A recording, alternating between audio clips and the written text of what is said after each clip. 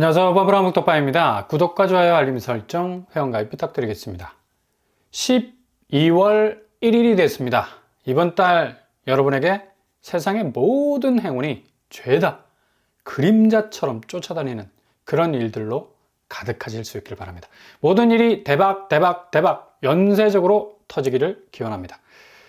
이렇게 한 해의 마지막 달이 되자마자 일어난 현상, 바로 이 부동산 시장이 역시 최고조의 다다른 리액션을 보여주고 있는데 12월은 가장 큰 변곡점에 서 있는 달이라 늘상 말씀을 드렸었죠. 일단 부동산 서울 아파트 거래량은 주말 거래가 딸랑 4건으로 전세, 월세도 각각 28건, 15건으로 주말 거래 장세는 11월보다 더 낮은 저공 비행을 하고 있는 걸 볼 수가 있습니다. 지난주 하늘이 깜짝 금리 인하를 했는데 이런 영향으로 시중은행이 급속도로 주담대 금리를 내리지 않을까라는 전망도 나오고 있는데 시중금리 은행채가 내리기는 했어도 여전히 은행이 살짝 스탠스 바꿔서 금리를 소폭 조정할까라는 움직임도 있는데 국민은행, 신한은행, 하나은행이 대출금리를 내일부터 최대 이걸 잘 읽어야 돼요. 최대입니다. 최대까지 가야 0.19% 내린다 하지만 이게 너무 개미 눈곱만큼의 소폭이라 의미가 별로 없어. 가상금리가 이 관건인데 하향 조정은 여전히 불투명한 상태고요. 그리고 여전히 금리는 6%대를 기록하는 곳이 아주 많죠.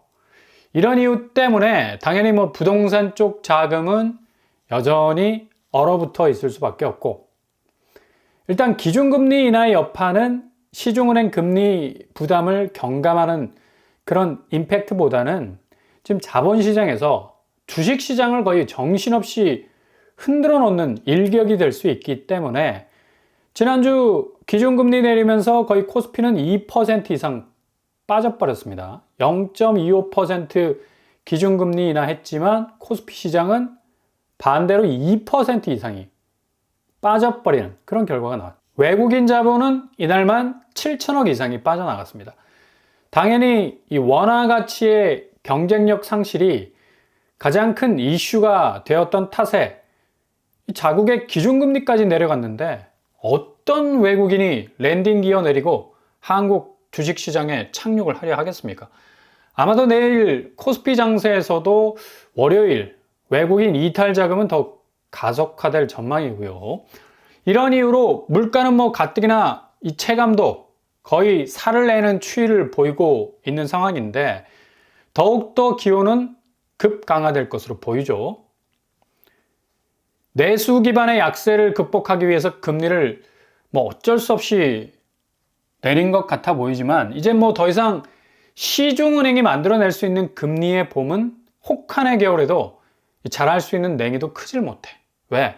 방금 전에 말씀드린 자본시장이 다 털릴 수 있는 외국인 급 이탈 현상 때문에 금리 인하라는 훈기를 전혀 느끼지 못하기 때문이죠. 그러니 당연히 부동산 시장 거래량은 더욱더 쪼그라들 수밖에 없다는 얘기고요.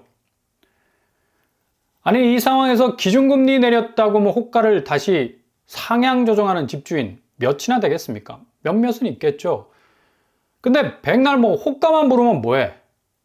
판소리 끊임없이 할 일이 있습니까? 목이 터져라 호가세 외쳐도 이걸 경청해 줄 사람이 없는데 너무 피로도가 높아요. 집값에 대해서.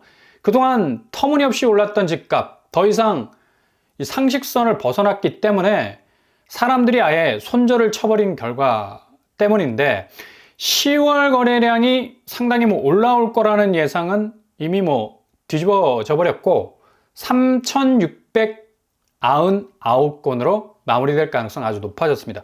카운트가 11월 30일부로 끝났는데 월요일 얼마나 이 카운터가 반영이 될지 거의 미미하지 않을까 예상을 해볼 수 있겠고요. 이렇게 되니 당연히 집값 추이는 11월에 그래프를 봐도 빠지고 있는 걸 볼 수가 있죠. 금리로 국내 경기 전반을 부동산 포함해서 견인할 수 있는 시기는 이미 그 한계를 넘어서 버렸다고 볼 수가 있어요. 게다가 매물량은 여전히 9만 채로 쌓여 있는 건데 대한민국 총 주택수가 얼마인지 아십니까? 2,400만 채. 이 중에 아파트는 1,000만 채 정도 됩니다. 거의 절반이 이 콘크리트 아파트로 형성이 되어 있는데 이 중 서울 아파트가 200만 채 정도 됩니다. 일단 이렇게 9만 채 매물이 쌓였다는 게 의미가 있는 게 통계적으로 매물이 4만 채 정도가 다 팔리는 데는 25년이 걸린다는 지표가 있어요. 게다가 4만 채의 거의 2배 육박하는 9만 채 정도는 50년 정도 걸린다고 봐야죠. 거의 반백년이 걸린다 볼 수가 있습니다. 그만큼 한 채 한 채가 팔리기 위해서는 정말 애끓는 시간이 필요하다는 건데 매물을 그냥 숫자 지표로 봐서는 안 된다는 얘기죠. 이런 시간적 계산을 깔고 서울 아파트 200만 채를 한번 생각을 해보세요. 지금 매물로 나와 있는 게 9만 채 넘어가고 10만 채를 향해 가고 있는 마당에 가격마저도 10억이 훌쩍 넘어가서 12억이 넘어가 버리는 서울 아파트의 황금성 과연 얼마나 될까? 그냥 훅 하고 아래로 떨어질 수밖에 없는 거죠. 아니 이게 지대로 돌고 도는 회전율이 있어야 아파트가 자산 가치로서의 역할을 하지 부동산 문짝에 달려있는 아파트 가격이 무슨 의미가 있냐고. 그렇게 내놓은 가격에 날개 돋친 듯 팔려나가야 이 아파트가 가치로서의 기능을 제대로 할 수 있지 않겠습니까? 근데 여전히 펌프질은 진행 중에 있고 한은의 기준금리 인하를 다시 이 부동산 가격의 반등의 신호로 잘못 읽고 있는 사람들의 이 머리 회로 구조 속에는 역시 한국은 아파트 외엔 다른 잉여 가치를 창출해낼 수 있는 곳은 없다라는 생각이 딱 박혀 있어서 이런 이 상상의 나래가 가능할 수 있다는 얘기죠. 그러니 금리 내리자마자 호가를 올리는 일부 집주인들이 있었다는데 호가 올리면 뭐합니까? 이게 팔릴 것 같아요? 정말 어떤 상황에서도 집을 너무나 팔기 힘든 그런 상황이 진행이 될 거라는 그런 말이 직격탄이 될 수밖에 없다는 얘기죠. 지금 한국 부동산 시장은 가장 큰 변화의 상황에 지금 서 있습니다. 아마도 이전에 볼 수 없었던 대가격 변동의 파도가 몰아칠 수 있는 시기가 모두의 예상보다 일찍 찾아오고 있는 진행형 상태인데 이렇게 금리 변동의 여부에 따라서 집값을 다시 어떻게 좀 해보려고 하는 움직임도 정말 애초롭게 느껴질 정도로 얼마나 지금 현장 거래가 끊어졌고 스스로가 원하는 가격 선상에서 집값을 받아내고 싶은 마음이 굴뚝 같으면 이렇겠습니까? 산타가 굴뚝 타고 내려오는 그런 간절한 마음만큼 그렇게 상한선의 집값이 제대로 팔려 나갔으면 하는 바람이 이젠 초조함으로 바뀌고 있다는 걸 볼 수가 있죠. 이게 당연한 게 지금 생산, 소비, 투자, 산업 간 촘촘한 경기 지표를 끌어올릴 수 있는 동력원이 앵꼬가 나기 시작을 했는데 이미 죄다 마이너스를 기록을 했습니다. 이번 달에. 큰일 났다라는 말이 나올 수밖에 없을 정도로 지금 경기 상황은 극도로 악화가 되고 있는 건데 이런 지표 때문에 이번에 한은이 무리수를 더 가면서 금리를 내린 거죠. 근데 이게 금리 하나로 경기 부양이 되기란 지금 대외 여건이 거의 미국이 블랙홀이 되면서부터 모든 금융가치, 자산가치를 빨아들이고 있는 상황에선 상대적으로 약화될 수밖에 없는 한국 장세는 거의 뿌리채 뽑힐 수도 있는 위기감이 대두될 수밖에 없는 건데 알량한 부동산 경기 하나 믿고 그걸 숯불에 불을 다시 지피려고 하는 이전의 방식은 너무 올드해 보이지 않습니까? 이미 금융자산이 전통적 산업과 이 자산을 열심히 말아먹고 있죠. 이걸 대표적으로 보여주는 곳이 바로 유럽 아닙니까? 거의 강대강 대결로 갈 줄 알았던 미국 대 유럽의 통화가치 경쟁은 거의 유로존이 무너질 정도로 붕괴가 되고 있고 달러의 초강세는 유럽을 초토화시키고 있습니다. 프랑스는 이미 정치적 불안 요소 때문에 갈팡질팡 내각 붕괴 위기로 독일과 국채금리 차가 12년 만에 최대치로 벌어져 있고 이 가뜩이나 독일도 차가 안 팔려서 난리가 났죠. 벤츠, BMW, 폭스바겐, 아우디 등등등 얼마나 날개돋친 듯 팔려나갔습니까? 특히 한국에서.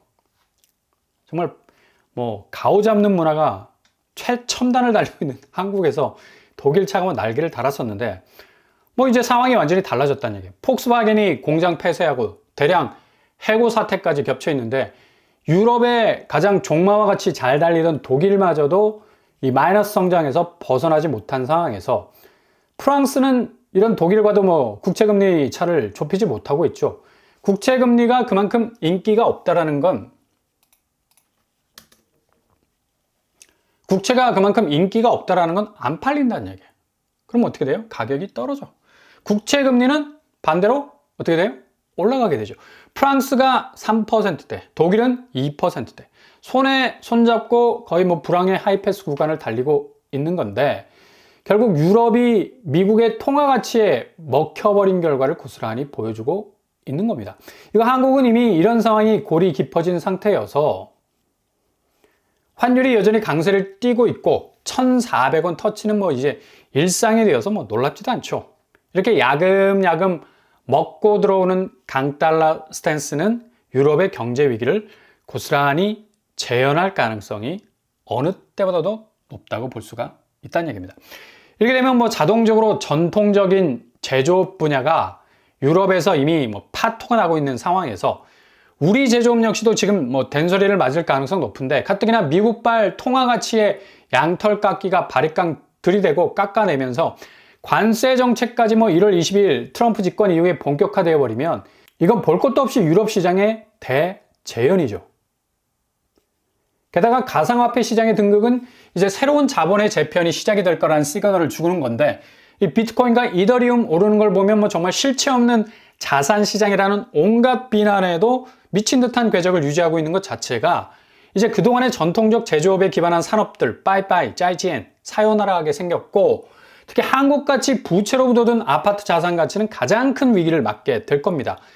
스스로 호가를 털어내고 빨리 움직일수록 오히려 금융시장 쪽에 기회가 생길 수도 있는 건데 절대로 한국 사람 기질상 이게 용납이 안 되거든. 손으로 만지고 몸으로 때울 수 있는 자산이 가장 안전자산이라고 보는 경향이 있기 때문에 부동산 시장에 몰렸던 돈들이 지금도 황금성에 굉장한 난이도를 보이고 있음에도 불구하고 대체되는 자산 시장의 변화를 감지하지 못하고 고스란히 일본 버블 같은 궤적으로 갈 가능성이 어느 때보다도 크다는 얘기입니다.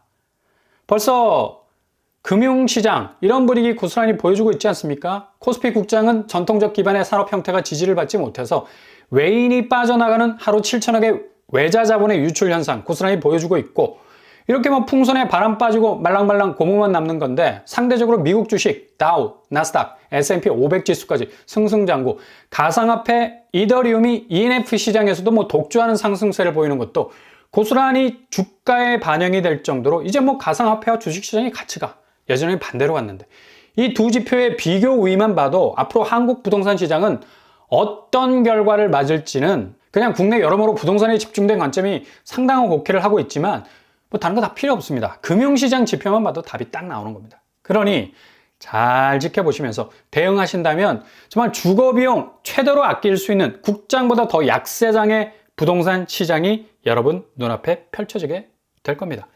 기다린 자 승기를 꽂게 될 겁니다.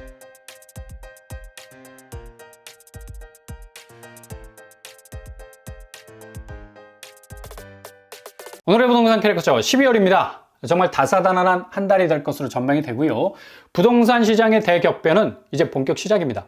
얼마나 우리 눈앞에서 눈을 비비고도 믿지 못할 일들이 벌어지는지를 기대감을 가지시고 지켜보실 수 있길 바랍니다. 12월이 완전한 분수령을 만들어가게 될 것으로 보이네요. 항상 여러분의 길이 꽃길만 되실 수 있길 바랍니다. 이상 로브한번 한복독판을 마치겠습니다. 구독과 좋아요 부탁드립니다. 감사합니다.